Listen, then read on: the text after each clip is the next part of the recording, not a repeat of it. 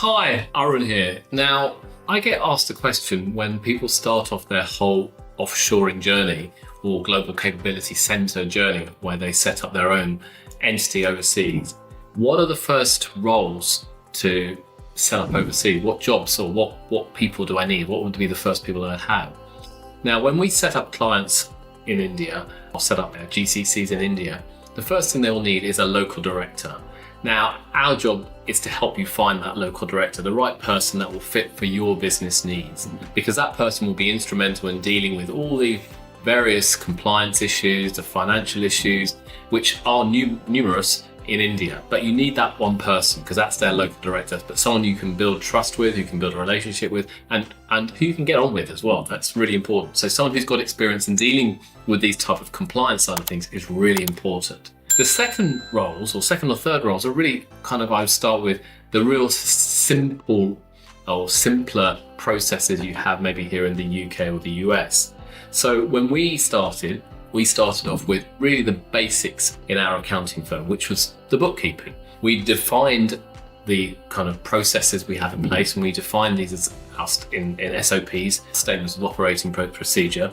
And once we'd got these processes written down and on videos, etc., we thought, right, we're going to hire people. So we hired the first two people we actually hired were bookkeepers. Now, how did we hire them? We interviewed them, obviously online. Okay, we thought they looked good, but more importantly, we tested them.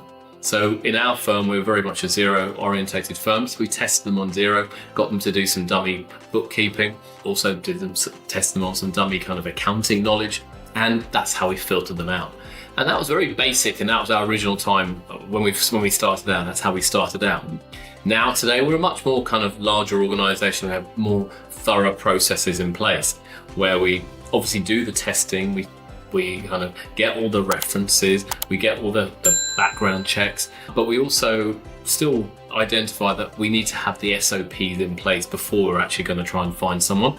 So it's so important here in the UK that my team have defined the process pretty clearly, that when someone does hit the road running, they can actually get on with the job and do it really quickly rather than this wasting time and wasting resource overseas as well. So in summary, those three resources or top resources, firstly a local director, and then really the simple process is starting initially. In our instance, it was bookkeeping. As you grow and develop, you'll then identify other kind of processes that you think you can move to your global capability center. It could be something like a content writer who could write articles for your blog, for your website, social media. It could be a social media coordinator. It could be someone who's doing editing for your videos. So again, if you write the process, write the SOP, and then these people follow it, or these team members follow it, that's going to be the great starting point for you to hit the road running pretty quickly within your kind of global capability center. Now, if you need help with setting up the global capability center, or are considering this as an option for you to grow strategically on a global basis by having